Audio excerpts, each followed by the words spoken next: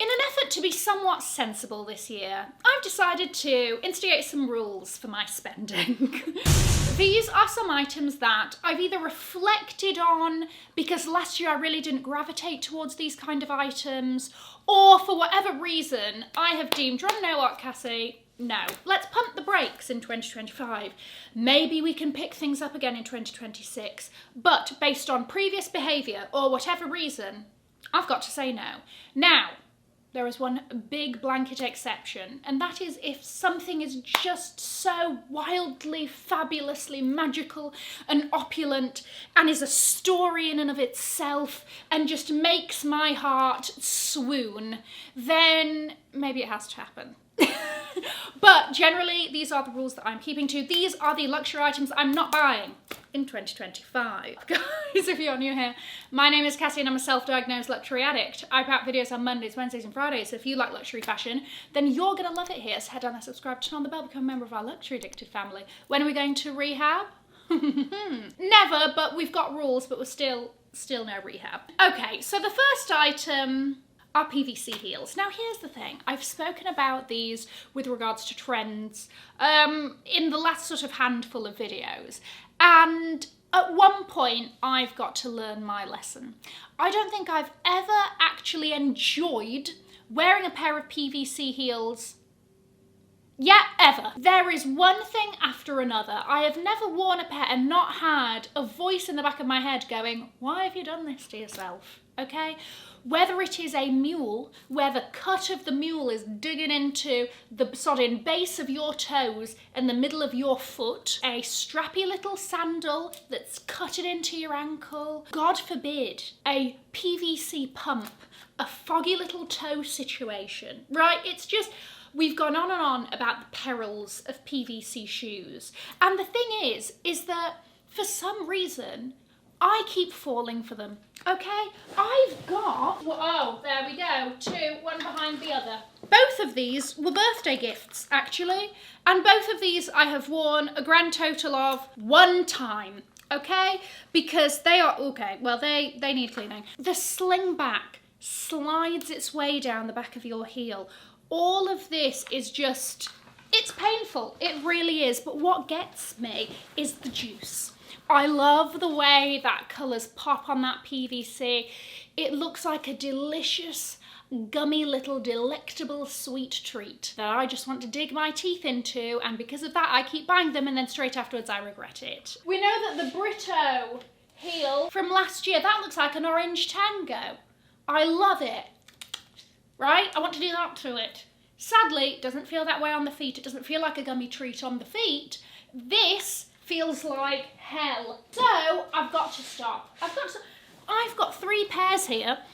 Surely there is no version of a PVC shoe that can come out, tempt me, and be comfortable. That's a lesson that I should be learning, and no PVC shoes in 2025, Cassie. I hope you're listening. The next one is a style of bag, and the next one are top handle only bags. I know. Let's just take a moment to really let the gravity of that sink in. Yeah, I know. I'm not happy about it either, but for a couple of reasons. Number one, I have a lot of top handle bags. I like my little top handle moments.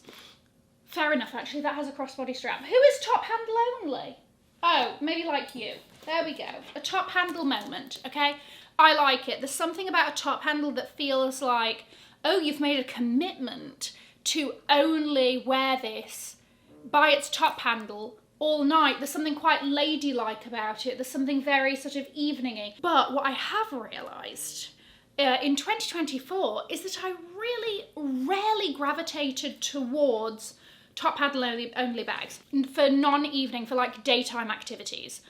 It seems as though I want to feel a little bit more hands-free, whether that is through a shoulder strap or a crossbody strap. Those are the bags that I keep going back to. Fair enough, there are some exceptions, but generally I have been wanting for my day-to-day, I'm running around, I've got places to be and things to do, I want to feel a little bit more hands-free. Dare I say I want a little bit more practicality. I think I have a decent amount of top handle bags. I know I have a decent amount of top handle bags that should suffice. My exception here is if it's like an evening bag. If it like has a purpose and, you know, she's getting married, so like that bit, you know, if it's something like that, then fine. But generally for a day-to-day, this is between the hours of 9 to 5. She's not allowed a top handle bag. We have to have something with a little bit more flexibility. Also, to back this up, you know my green multicolour Gucci tote that I had? I sold her last year, right? And one of my issues, that did have a shoulder strap. I had 2 totes, both of which were used for the same purpose, and I always gravitate towards one over the other, and it's my Gucci Comme des Garçons one, right? I love this for travel. I love how weird she is, and I'm a fan. I let go of the other one. It went to a seasoned subscriber. I'm happy with her new home. It's the same thing for totes. I kind of feel as though I am in the market for a shoulder tote. Like, I need a big tote that I can put my laptop in for when I'm gallivanting around the city, but it needs to have a shoulder strap. Cassie, we're talking about things we're not buying, not about things that we are. Okay, I don't know what came upon me, because I was doing so well up until, what was it, like October, November, when all of a sudden I just went out and in the space of 2 to 3 months bought, what, 5 coats? That's excessive. Previous to this, I maybe bought not even one piece of outerwear every year, right? I sort of had like 3 or 4 that I would just sort of rotate all of the time. I do have a coat that now fits every occasion, truly. I've got one, I mean, more than all of the standard occasions one would need a coat for. I do not need another. Okay, once again, if it's crazy and it's a collector's piece and blah, blah, blah, then we'll circle back to it, right? But I doubt it, because I truly have something. And I didn't even expect, I wasn't meant to be buying anything. I've already gone and ruined it, okay? Because guess what?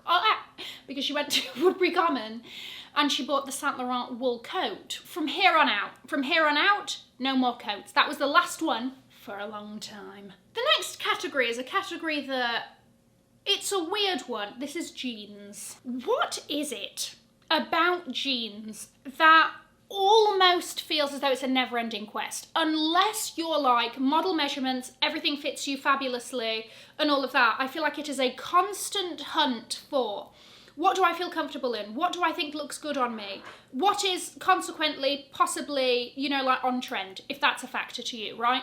And it just seems to be like over and over. Just when you think you found one, you're like, but there might be another one that I would feel and look even better in, right? And it's just on and on and on. And because the sea of jeans is so vast and deep, one very easily gets lost in the denim of it all. And so I've got like 3 styles in particular that I keep going back to and I keep liking over and over again. The Paige Sasha 32 jean, the Girlfriend jean in the Brooklyn style, the Goldie low slung baggy, but then I have it tailored so that it sits a little bit higher on the waist. All of those look great, make me feel comfortable, and I'm happy with them, right? So why am I out here not being loyal? Why do I have roaming eyes for other jeans? Why do I keep going, oh, maybe if I just try this, it might be? No. When it comes to a blue jean, I'm not allowed anymore. Generally, it's got to have something different going on. It's got to possibly be considered a trouser, okay, for me to consider it. Blue denim, your normal standard jean, The next category is classic fine jewellery.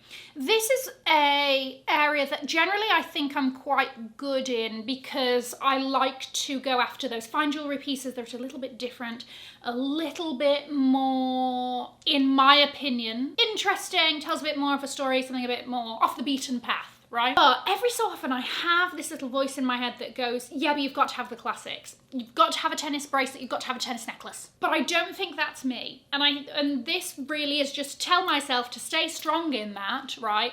And if you want a tennis bracelet, go and look outside. Go and look in different places and see if it's a different setting. Maybe you want one where each diamond is a different shape. Maybe you want one where actually it's in the shape of a sodding crocodile. Whatever it is. I am not investing in fine jewellery that isn't somewhat different. And by all means, if anybody wanted to buy any of those things for me, gladly accept. Gladly accept, will wear very, very proudly.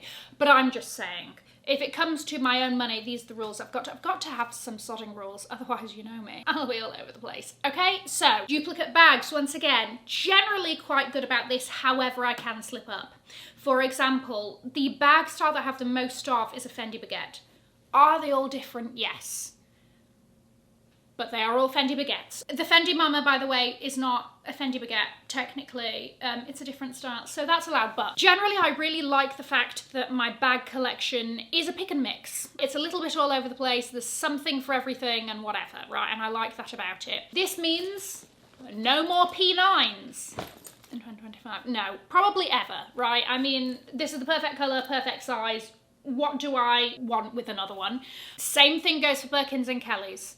If I do get offered, which is probably very slim because my essay is left, so cue me starting my MS journey again or whatever. I don't even sodding know if I've got it in me at this point. But if that happens, then again it's like, okay, we've got to be looking for like the shoulder versions, the east-west, something different, a different silhouette entirely. So no more duplicates. Which brings us to my next item that I won't be buying any more of, the next category, loungewear. What is it about loungewear? Because I've got maybe 3 home outfits that I circulate between. And I've got odds and sods outside of that that barely get a chance. Because for some reason, I want to be in the same ratty little cardigan slumping around the house. I don't know why loungewear seems so easy to buy. I don't need another pair of joggers. I've got 5.